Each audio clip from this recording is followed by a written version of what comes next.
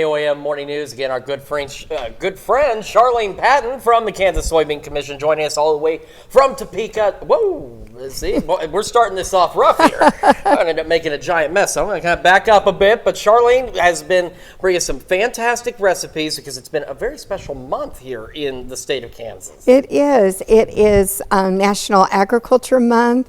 It is National Bake and Take Month.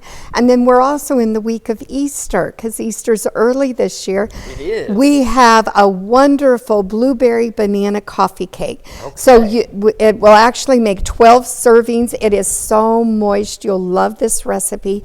It's easy to make. So you can take it to, if you're going somewhere for Easter dinner, take it to your host as a gift. Okay. You can slice it into pieces and give it to your neighbors as a bake and take and say hello. So lots of good reasons, and we're celebrating agriculture too. All right. All right, so what I've done here is that I have mixed the sugar and margarine, which is another soy ingredient. Okay. And then I put in, there's 3 eggs in this recipe, and I put them in one at a time. So you can see it's nice and creamy. And now you're going to add the banana. Okay. And that is a mashed banana, and it's a half a cup, I believe, yes, of mashed banana. All right. And then we have a cup of soy sour cream. And one of the things that we haven't talked about, let me help you with that, is that a lot of people will look to soy for if they're allergic to dairy products. Okay. So if you can't use, or if you're sensitive to lactose, these ingredients would give you a wonderful alternative to help you so you can still do great baking. Okay. Yeah. All right, and then you have our dry ingredients, which is 2 cups of flour. We have baking powder, baking soda in there, and a little bit of salt. You mix that all together, and I'm going to mix this, and then you're going to add half of it into this mixture. And the reason that we're doing that is really just a way of blending the ingredients without over mixing. Okay. So you go ahead and add half of that. And it's just a ballpark. You just shake some in there. It doesn't have to be exact.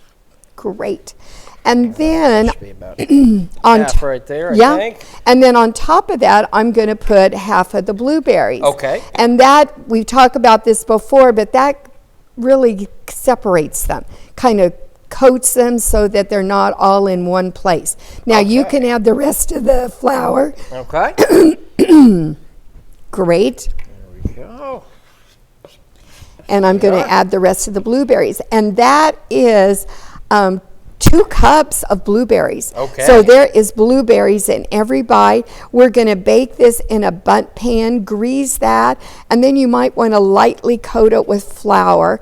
So pour that into your bundt pan, and you bake at 350 degrees for about 50 minutes. Use a wooden pick to make sure. Look at that. You've got blueberries all the way through that. And then you let it set for about 10-15 minutes when it comes out of the oven so it cools, and then it'll just pop right out. And look at all those blueberries in every bite. You can see and I've there. given you some there that you can try. We've got this right here, and yeah, take a look there, and then right here too. Look at all of those blueberries in there. She's not kidding. It's going to be in every single slice of this. So let's give this a try. Let's see what we've got here. And then I also took a little bit of glaze, just a white vanilla glaze there, powdered sugar, and drizzled it on the top just to make it a little fancy for Easter. And it's very moist, not dry at all. That's delicious. So, of Good. course, if folks want this amazing recipe or any of the other fantastic recipes you brought us this month, where do they need to go? They should go to kansassoybeans.org or call our 800 number, 877-KS-SOYBEAN. Megan might be answering the phone up there today, and just ask her to send you the recipes. All right, Charlene, thank you so much. And, of course, we'll have all of this on our website as well, KOAMnewsnow.com. We'll be back with more of the KOAM Morning News right after this.